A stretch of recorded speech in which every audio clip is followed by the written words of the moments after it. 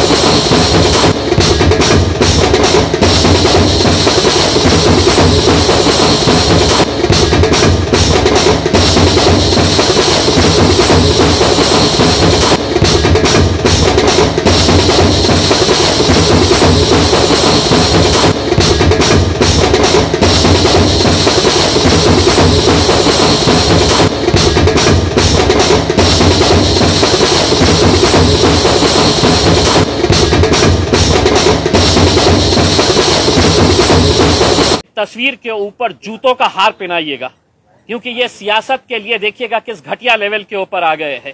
आज के औरंगाबाद शहर के अंदर कांग्रेस के और राष्ट्रवादी कांग्रेस के दलाल नेता आज सड़क के ऊपर अगर निकले तो उनको देखकर थूकना चाहिए हमें। इनकी सियासत की वजह से, इनकी घटिया सियासत की वजह से अगर सत्ता से इतना मोह था तो सत्ता को चिपके रहना था। हम तो जूते मारते हैं ऐसे नेताओं को। हम पूछना चाहते हैं शरद पवार से, या मुंह में लड्डू लेकर बैठे हुए थे। हम सोनिया गांधी से, राहुल गांधी से, अशोक चौहान से, यहाँ के मराठवाड़ा के तमाम नेताओं से हम पूछना चाहते हैं, मुंह में लड्डू लेकर बैठे थे। अब आओ औरंगाबाद में आपकी खातिर हम कैसी करेंगे जरा देखिए। ये क्या है, हम तो चलिए औरंगाबाद और उस्मानाबाद को हम खेल लिया जाए करके। उसमें उद्धव ठाकरे साहब, हम आपकी इज्जत करते थे, लेकिन जब आप ऐसे फैसले करने के ऊपर आ गए हैं, जब जाने लगे थे तो जरा अच्छे से चले जाते तो ज्यादा बेहतर था।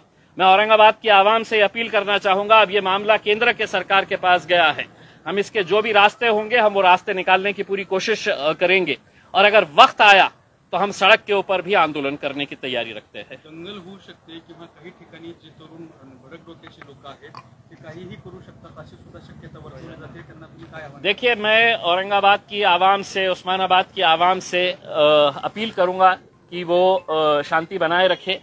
अभी हमारे पूरे रास्ते बंद हो गए हैं ऐसा नहीं है, हम दूसरे भी रास्तों का इस्तेमाल करेंगे, लेकिन आज हमारी पूरी नाराजगी कांग्रेस और राष्ट्रवादी कांग्रेस, जिन्होंने हमेशा सिर्फ अपनी सत्ता की खातिर किसके साथ जाना, कैसे जाना, अपनी कुर्सी कैसी बचाए रखना, सिर्फ वही खेल खेला.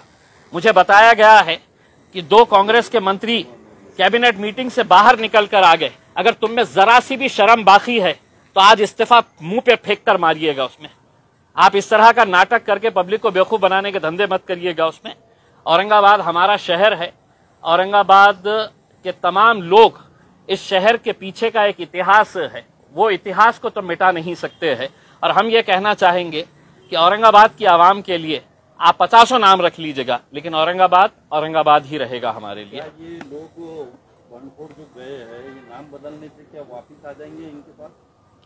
देखिए, मैंने आपको जैसा पहले बताया है कि मरता क्या ना करता, आज उनको ये मालूम है कि अब हम एक मर्तबा कांग्रेस का सहारा ले लिए, राष्ट्रवादी का सहारा ले लिए, 3 पहियों की रिक्शा बनाकर है तो हमने 2.5 साल है तो महाराष्ट्र के अंदर सफर कर लिए है, अब दोबारा कब मौका मिलेगा ये हमको पता नहीं. तो चलिए, जाते जाते मैं उद्धव ठाकरे साहब से एक सवाल करना चाहता हूं कि इसी शहर के अंदर आप कुछ दिन पहले आए थे, आपने अपने भाषण के अंदर यह कहा था कि हम औरंगाबाद का विकास करेंगे.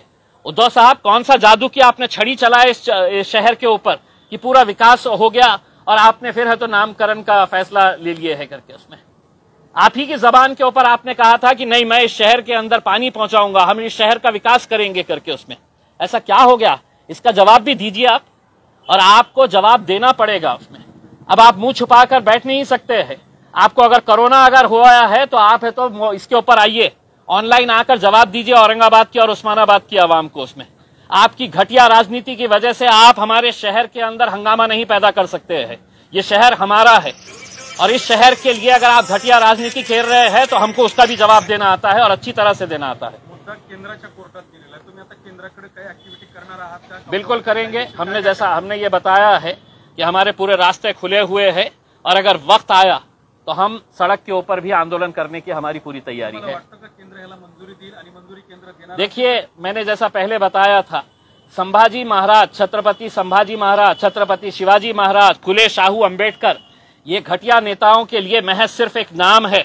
अपनी राजनीति चमकाने के लिए, अपनी दुकानदारी चलाने के लिए सिर्फ ये नाम है. वरना मुझे बताइएगा कि क्या वजह है कि इतने सालों तक आपने पेंडिंग करके रखा था और जब जाते जाते जब अपना मरने के जैसी हालत हो गई है, अपनी सत्ता गिरने वाली है, तो तब जाकर आप ये खेल खेल लेते हैं. क्या वजह है आपके, आप ये बताइएगा हमारे को कि अचानक जाते जाते आपको क्यों ख्याल आया.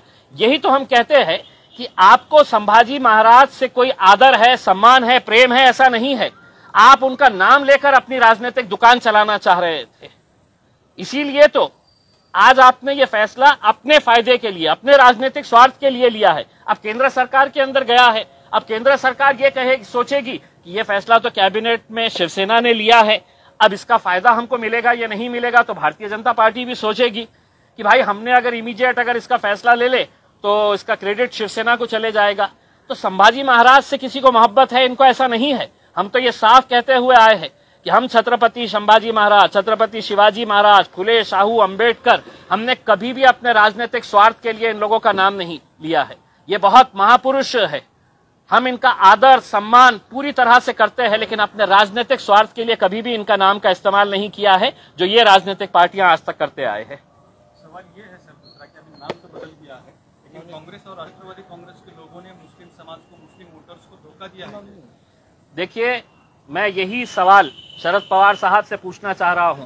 राष्ट्रवादी कांग्रेस के जितने भी नेता हैं, और खास तौर से मैं औरंगाबाद के उन दलाल नेताओं को कि आज रात में अगर तुम में हिम्मत है तो शहर के अंदर घूम के बताओ. राष्ट्रवादी कांग्रेस के और कांग्रेस पार्टी के जितने भी नेता हैं, मैं तुमको चुनौती दे रहा हूं कि अगर आज शहर के अंदर तुम्हारे में हिम्मत है तो आओ निकल के बताओ।